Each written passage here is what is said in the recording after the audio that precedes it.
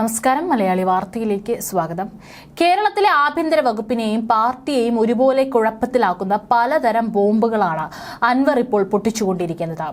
ഉന്നയിക്കുന്ന ആരോപണങ്ങൾക്കെല്ലാം കൃത്യമായ തെളിവുകളും മാധ്യമങ്ങൾക്ക് മുൻപിൽ അൻവർ തുറന്നു കാണിക്കുന്നുണ്ട്. ഇതുണ്ടാക്കാൻ പോകുന്ന പ്രത്യാഘാതങ്ങൾ വളരെ വലുതായിരിക്കുമെന്നുള്ളത് ഉറപ്പാണ്. ഉന്നതന്മാർക്കെതിരെ ഉയരുന്ന ആരോപണങ്ങളിൽ മുഖ്യമന്ത്രിയും അവരെ ഇപ്പോൾ കൈയൊഴിഞ്ഞിരിക്കുകയാണ്. ഇന്നും ADGP MR അജിത് കുമാറിന് നേരെ വീണ്ടും ഗുരുതര ആരോപണമായി PV അൻവർ MLA എത്തിയിട്ടുണ്ട്. പേര് വെളിപ്പെടുത്താത്ത ഒരു പോലീസ് ഉദ്യോഗസ്ഥന്റെ ഓഡിയോ സന്ദേശം പുറത്തുവിട്ടാണ് ആരോപണം ഉന്നയിച്ചത്. സോളാർ കേസ് അട്ടിമറിച്ചതിൽ പ്രധാന ഉത്തരവാദി MR അജിത് കുമാറാണെന്നും MLA ആരോപിക്കുന്നു. KC വേണുഗോപാലുമായി ADGPക്ക് അടുത്ത ബന്ധമുണ്ട്. സോളാർ കേസിലെ പ്രതികളിൽ നിന്ന് പണം വാങ്ങി നൽകാമെന്ന് ADGP പരാതിക്കാരിയോട് പറഞ്ഞതിന് പിന്നാലെ പരാതിക്കാരി മൊഴി മാറ്റി.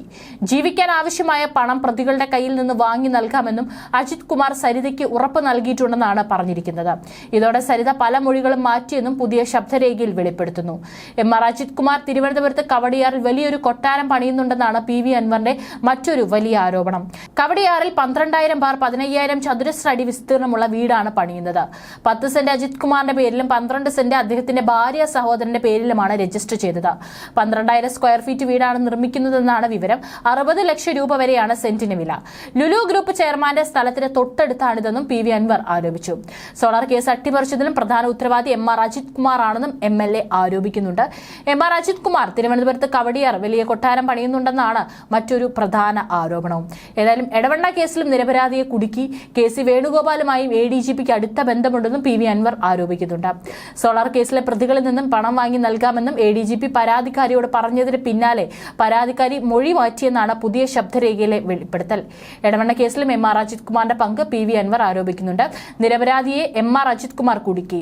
എടവണ്ണയിൽ യുവാവ് വെടിയേറ്റു മരിച്ച കേസിൽ പ്രതിയായ ഷാൻ ഒരിക്കലും ഭർത്താവിനെ കൊല്ലില്ല എന്നാണ് മരിച്ച റിദാന്റെ ഭാര്യ തന്നോട് പറഞ്ഞത്. കേസിൽ കള്ളമൊഴി നൽകാൻ ഭാര്യയ്ക്ക് മേൽ വലിയ തോതിൽ പോലീസ് സമ്മർദ്ദം ചെലുത്തി. ക്രൂരമായി മർദ്ദിച്ചു. അവർ വഴങ്ങിയില്ല. മരിച്ച റിദാന്റെ 2 ഫോണും കണ്ടെത്താനായിട്ടില്ലെന്നും അൻവർ ആരോപിക്കുന്നു. ഇതോടൊപ്പം അജിത് കുമാറിന്റെ സംഘം വിമാനത്താവളത്തിൽ നിന്ന് കോടികളുടെ സ്വർണം കടത്തിയിട്ടുണ്ട്. മുജീബ് എന്നയാളാണ് MR അജിത് കുമാറിന്റെ പ്രധാന സഹായി. മുഖ്യമന്ത്രിയുടെയും ഓഫീസിലെയും ഫോൺ ചോർത്തുന്നുവെന്നും PV അൻവർ മലപ്പുറത്ത് വിളിച്ച വാർത്താ സമ്മേളനത്തിൽ പറഞ്ഞിട്ടുണ്ട്. ഏതായാലും വളരെ ഗുരുതരമായ ആരോപണങ്ങളാണ് ഇത്തരത്തിൽ ആഭ്യന്തര വകുപ്പിലെ ഉന്നതർക്ക് നേരെ അൻവർ ഉയർത്തിയിരിക്കുന്നത്. ഇതിന്റെ പ്രത്യാഘാതങ്ങൾ ഇനി എന്താകും എന്നുള്ളതാണ് ഇനി ആഭ്യന്തര വകുപ്പ് ഉത്തരവിറക്കാൻ പോകുന്നത്.